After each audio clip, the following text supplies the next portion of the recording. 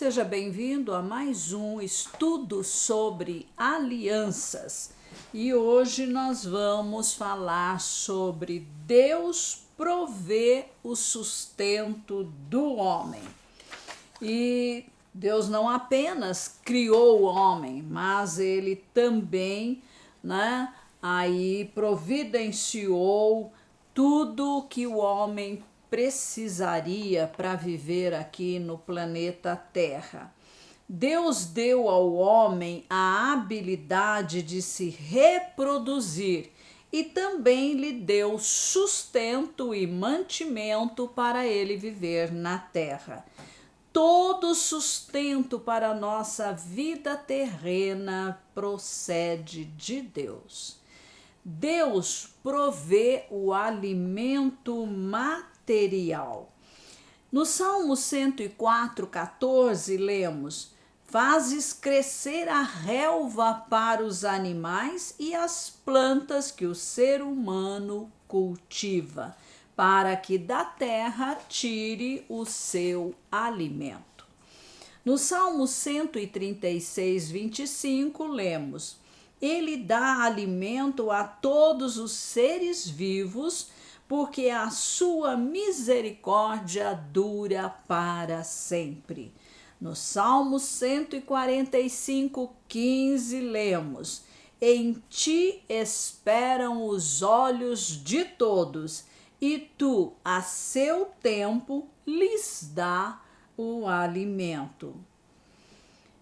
E Deus também provê o alimento espiritual, porque o homem não é apenas um corpo de matéria. O nosso verdadeiro ser é espiritual. Então, toda verdade é paralela. Se existe alimento material para o corpo material, também existe alimento espiritual para o ser espiritual, que é o nosso espírito e a nossa alma, e que são imateriais. O alimento espiritual, claro, também procede de Deus. Tudo que é bom procede de Deus. Se bons alimentos produzem um corpo saudável, a mesma coisa acontece com o alimento espiritual para o nosso espírito e alma. E onde encontrar esse alimento? Em Deus, em primeiro lugar. Primeiro, o reconhecimento da soberania de Deus. Em Gênesis 2:9, lemos: Do solo o Senhor fez brotar todo tipo de árvores agradáveis à vista e boas para alimento, e também a árvore da vida no meio do jardim e a árvore do conhecimento do bem e do mal. Em Gênesis 2:17, lemos: Mas da árvore do conhecimento do bem e do mal vocês não devem comer, porque no dia em que dela comer, você certamente morrerá. O reconhecimento da soberania de Deus é uma provisão para o nosso alimento espiritual. No momento em que nós reconhecemos a soberania de Deus em nossa vida, decidimos viver de acordo com os seus comandos. Então, aquilo que ele diz é o que nós queremos fazer. E aí Deus vai falar detalhadamente conosco, através de princípios e mandamentos que estão na palavra de Deus, na Bíblia Sagrada. Mas se eu não reconheço a soberania de Deus, eu posso ler a Bíblia e nada acontecer. Então, o reconhecimento da soberania de Deus é um primeiro passo, para nós sermos alimentados, fortalecidos espiritualmente. Quando Deus colocou aquela árvore do conhecimento do bem e do mal, da bênção e da maldição, o ser humano passou a ter uma chance de se relacionar com Deus, reconhecendo sua soberania e decidindo obedecer e não comer do fruto, né, da árvore ali do bem e do mal que foi proibida. A desobediência ia gerar morte. Certamente morrerás. Mas nós sabemos que Adão não caiu morto fisicamente. Então, de que morte Deus estava falando?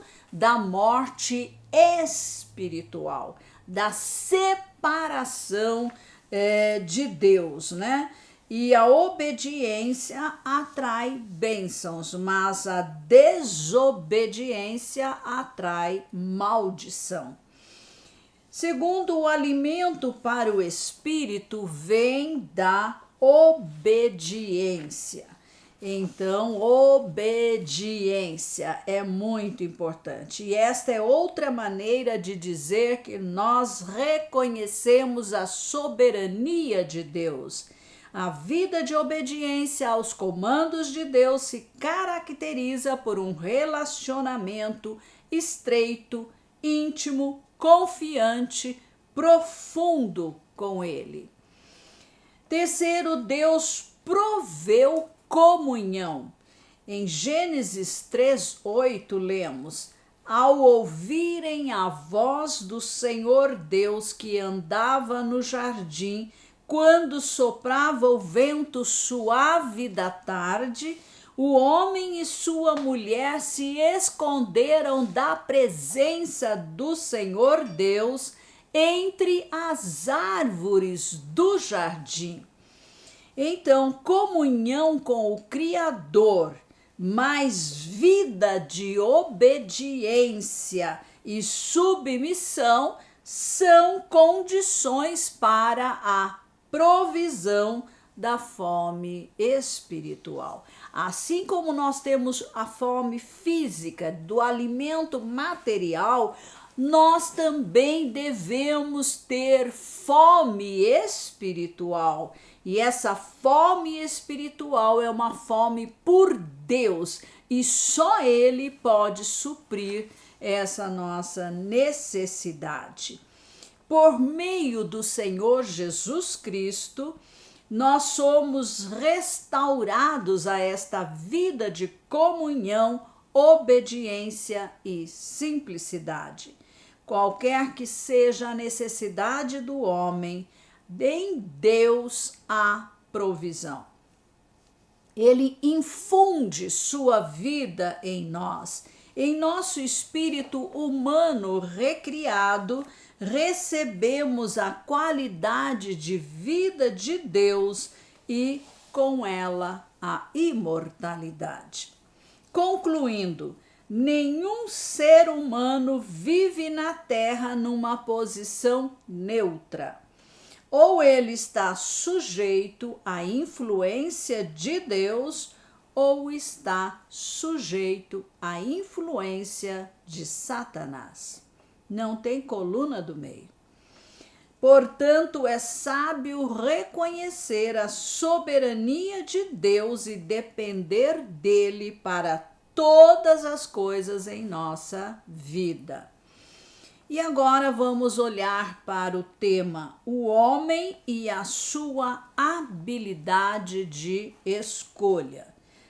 Deus colocou no homem sua imagem e sua semelhança e deu-lhe a habilidade de decidir e escolher. Quando Deus coloca no jardim a árvore da vida, ele deu ao homem a possibilidade de ratificar ou não o seu estado de santidade. Deus preferiu correr o risco de uma escolha errada por parte do homem em vez de obrigá-lo a obedecer.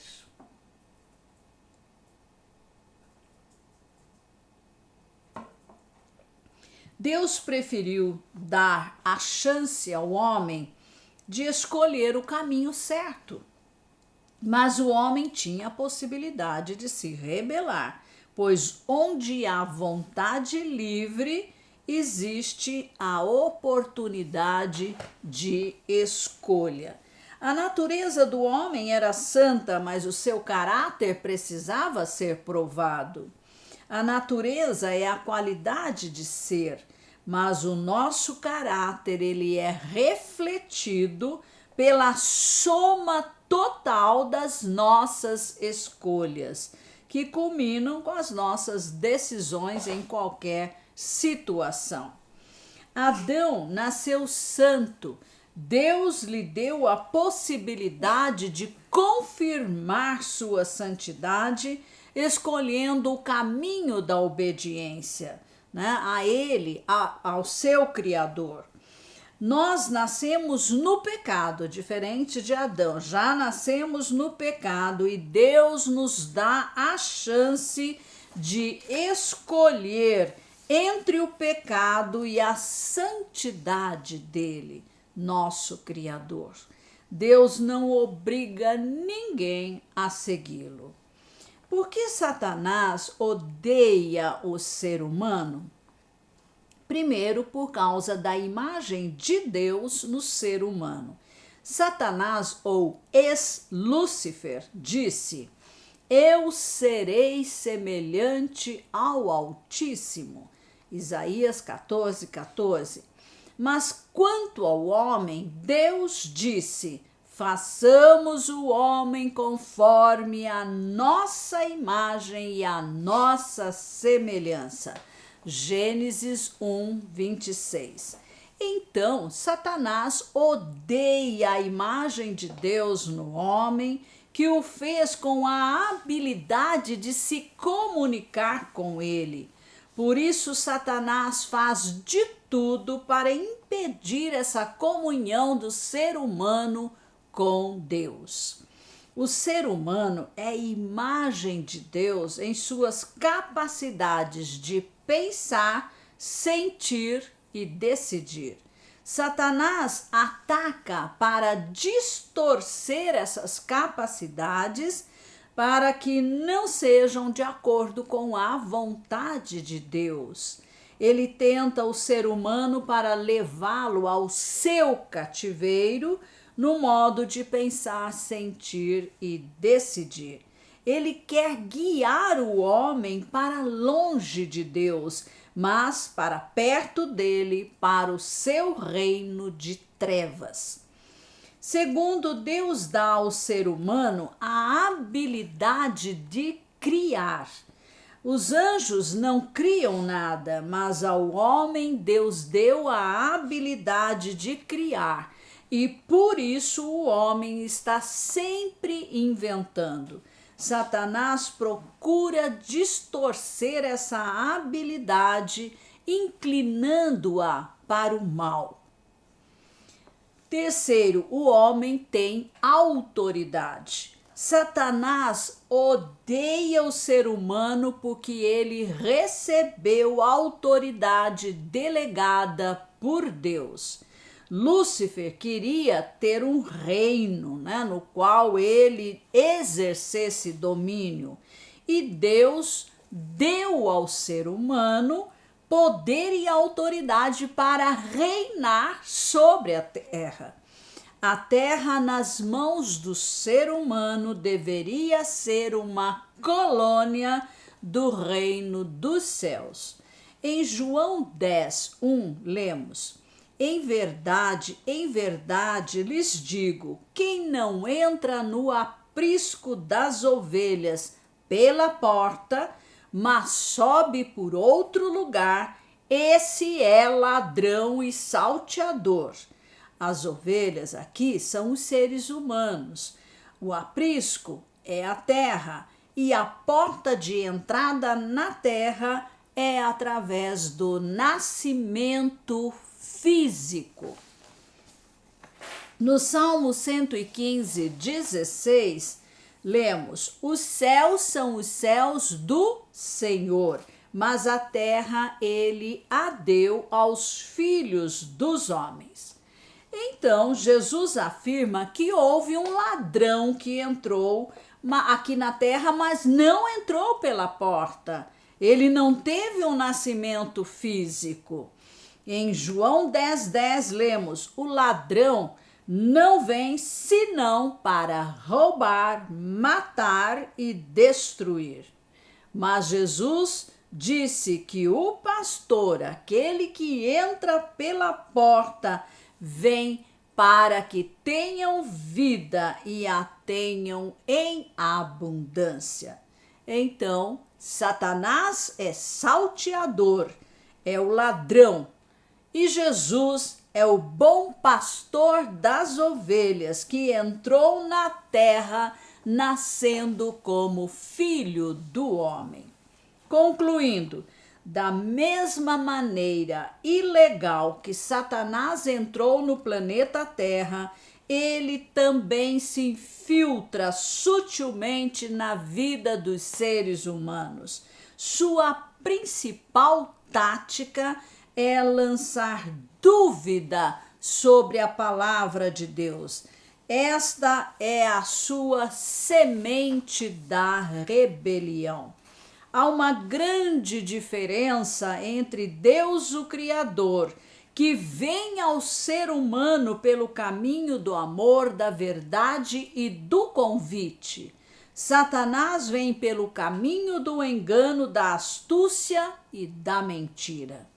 A escolha de que caminho seguir depende exclusivamente de cada um de nós. Saiba que se você crê no Senhor Jesus Cristo, você tem o Espírito Santo para lhe ajudar a discernir entre o bem e o mal, para distinguir entre a verdade e a mentira. Então, precisamos aí tomar todo cuidado para não sermos enganados, conhecer bem a Deus, reconhecer a soberania de Deus, a soberania da sua palavra e alinhar a nossa vida com Deus e não com o inimigo. Que você possa, crescer cada dia mais e mais nesse conhecimento, nessa intimidade com Deus, e você possa cada dia seguir os caminhos do Senhor, atender aos propósitos dele para a sua vida, porque isso é o melhor para cada um de nós. Amém.